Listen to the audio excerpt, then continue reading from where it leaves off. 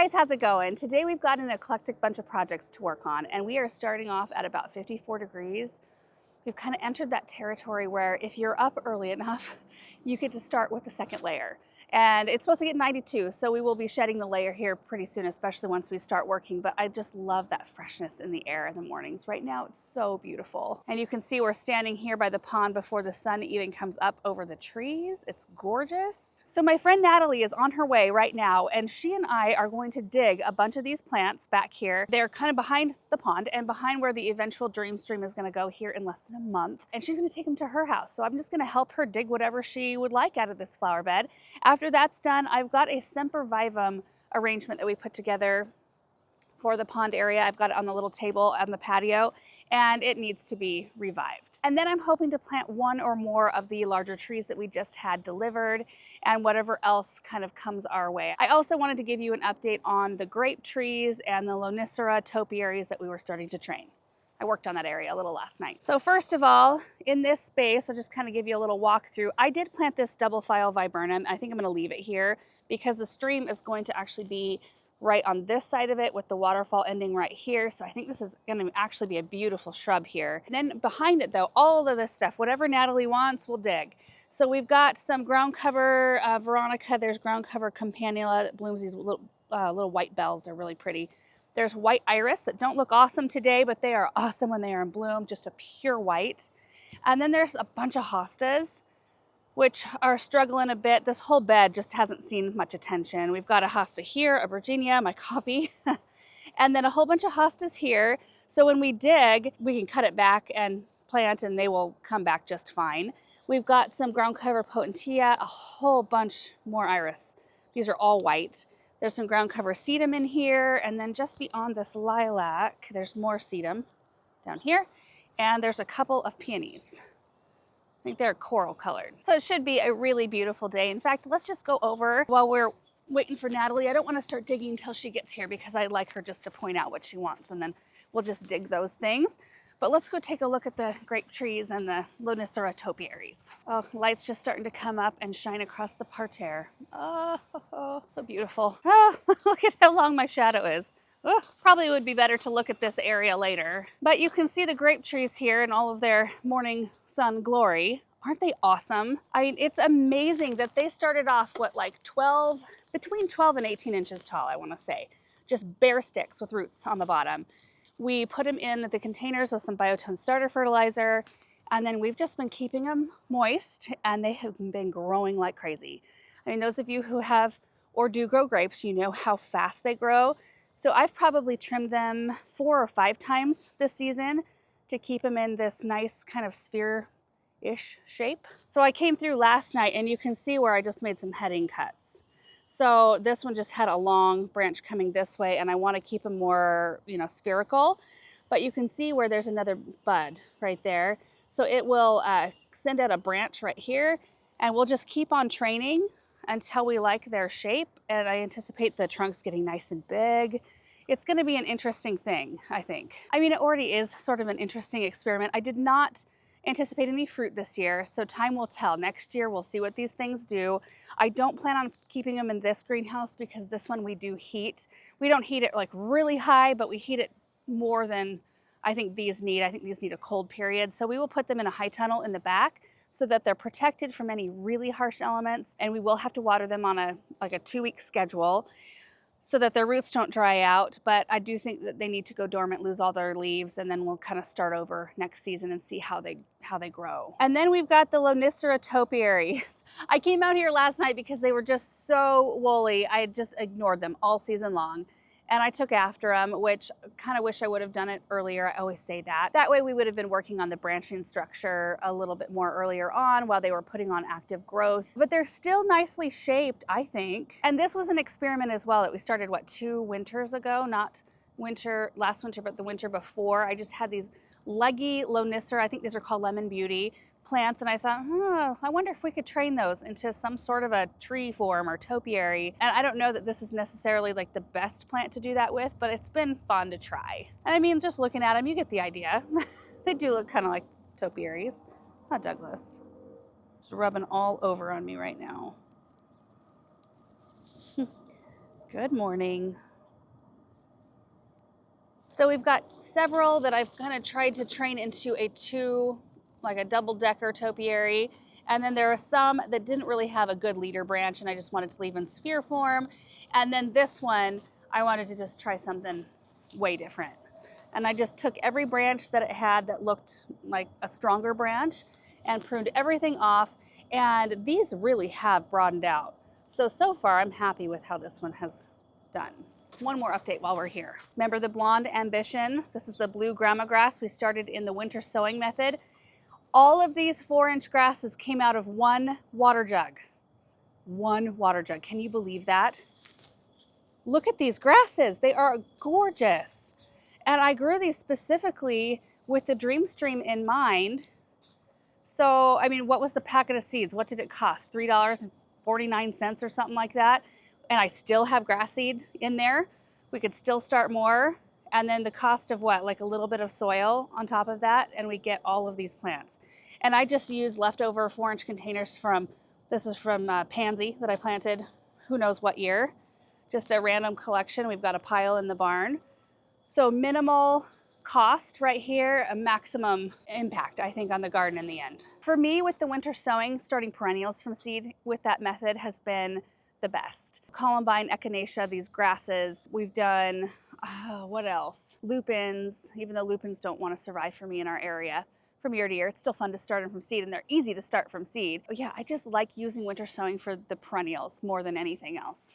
Okay, so I'm just gonna go grab my shovel and I'm gonna be ready when Natalie arrives. So we're gonna dig plants and I'll just give you a walkthrough when we're all done so we can see what's left.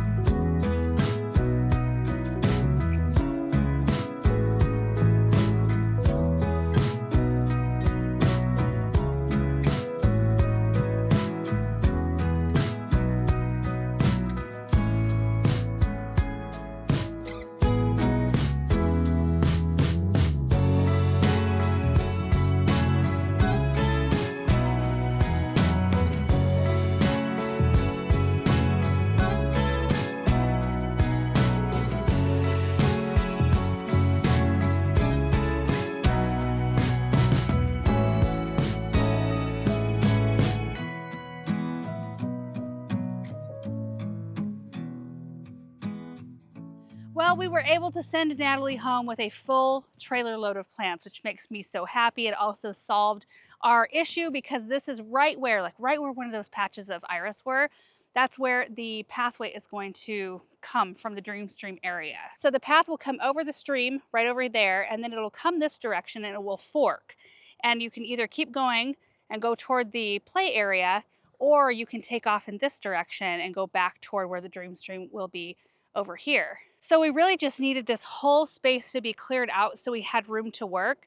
So at this point, we cut the drip in a few spots, and really we didn't need as much drip. Well, we don't now need as much drip as we would have if the plants would have stayed. So now I'm just going to clean this area up, do a little bit of raking, and I'm going to fix the drip.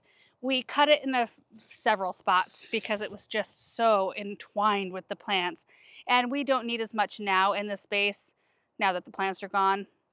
So I'm going to make the repairs there, run my line over, and then reconnect it right where these iris start. And we did get the hostas and the Virginia right here. Decided to leave this patch of iris because the trailer was getting full. And this spot I don't think will actually need to be excavating for any reason. We can just leave the iris here for now and see how they do and how they incorporate with the dream stream. If they're in the way, we can dig them and relocate them at that time. But we did come over here and we got a nice big section of the campanula lifted. Okay, so I'm gonna go grab a rake and some drip supplies and get this area all tidied up.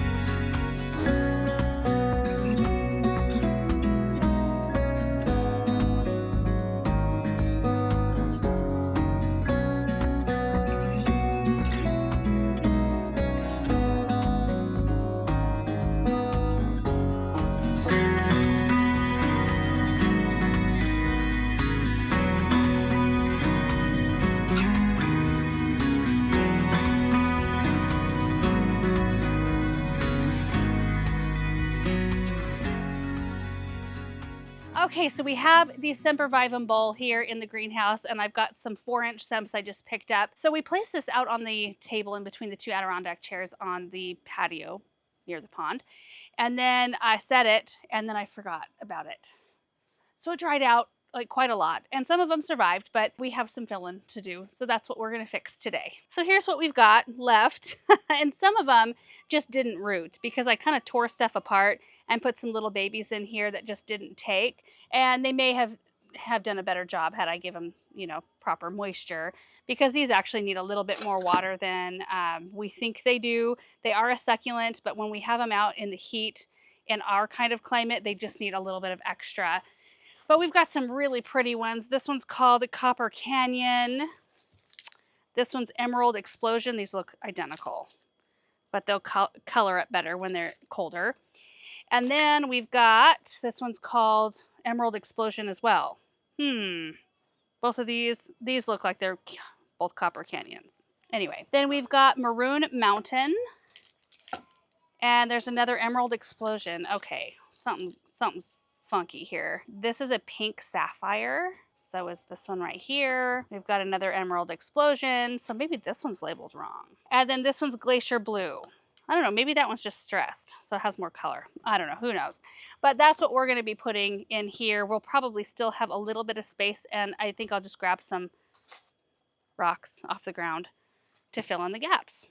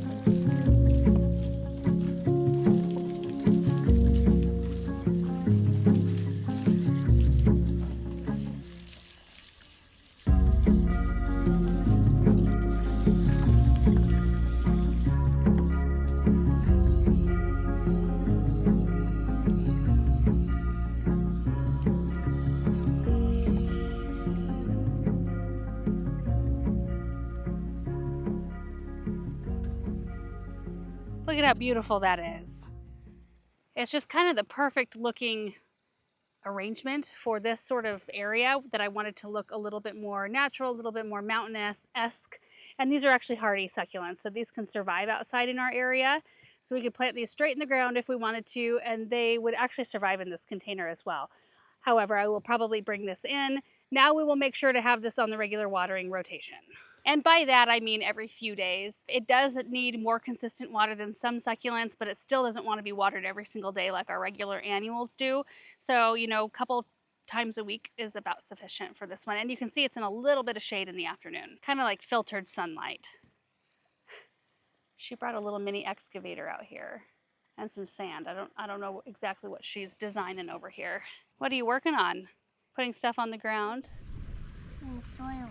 Oh, you're mixing some sand in? That helps with drainage, water drainage. We need to put your hair in a pony, baby girl. Look at that. We need some hair clips out here, huh? There's your pretty face. All right, guys, the last project for today is to at least get one of the big trees planted. So Erin and I got out here the other night and we dug the hole for a Norway spruce that we want to plant along the fence in the Dirtlands. And it's where we had two previously, and I needed a third to create the trio or to finish the trio, and we got a hold of one. So we came out and dug the hole, and then for some reason, the tractor, like, it wasn't releasing the pressure, like the hydraulic pressure. I don't know anything about it. Anyway, we could not get the pincher attachment to connect. So we just let it sit overnight, and it was fine. It connected this morning. So now we can go out and we got to figure out whatever is going on there, but we can go out now and get the spruce in the ground. Perfect. I don't know. Isn't that the weirdest thing? I tried everything. I untied the spruce on this side, by the way. Okay.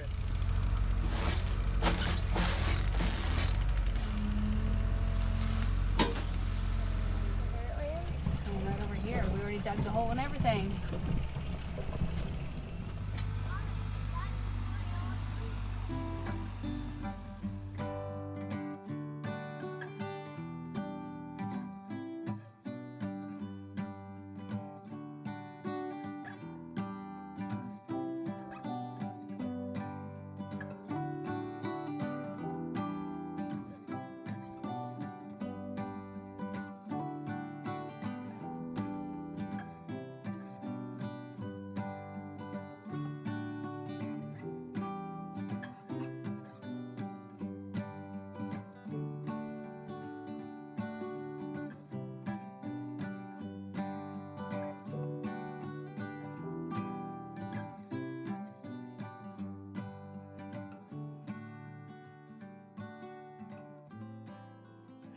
There it is.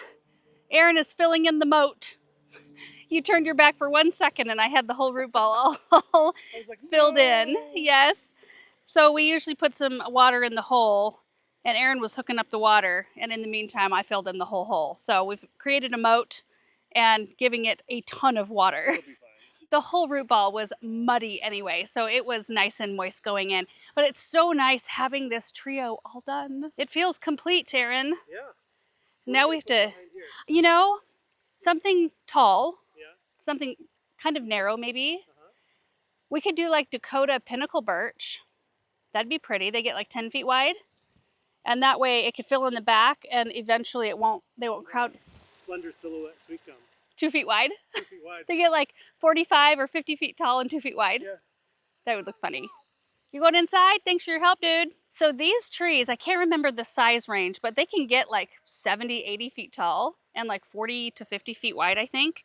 In the end, I don't think we have conditions amenable to that here. That's why they usually, when you look them up, they give you a range of sizes. But spruce trees overall do fairly well for us, even through the heat of the summer. Like these right here, they fared through over, you know, a month of 100+ degrees temperatures, and they made it through. Did we plant these this year or?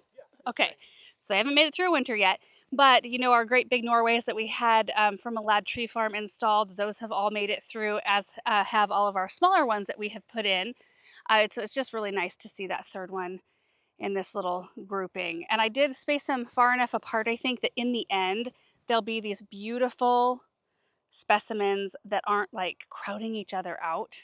I think it'll be perfect. And Erin, it looks like everything else is doing pretty good out here except for the river's purple beach. That's looking a little crispy. Well, we talked about that. The beaches don't really love it. Not in the full sun. Maybe we'll see if it comes through winter and breaks dormancy next spring. Hopefully it does. And you guys, that is going to do it for today's projects. What a fun full day. I was getting updates from Natalie through the day of the things that she was getting planted in her garden, and that's exciting to see. And then getting just those little things like that succulent planter revamped. It always makes me feel like that area is fresh again. I don't know. Those are the types of things that I see when we're walking around at night and trying to enjoy the space, and then I see something that needs attention. I'm like, oh, I gotta add that to the list. Dang it. You know, I keep forgetting about it. It's nice to check those things off. And then we will be tackling more of these big trees over the coming weeks. I was kind of hoping we get more than one done today, but I think one does it. Yeah. Yep, it's hot. So anyway, thank you guys so much for watching this video. I hope you enjoyed it, and we will see you in the next one.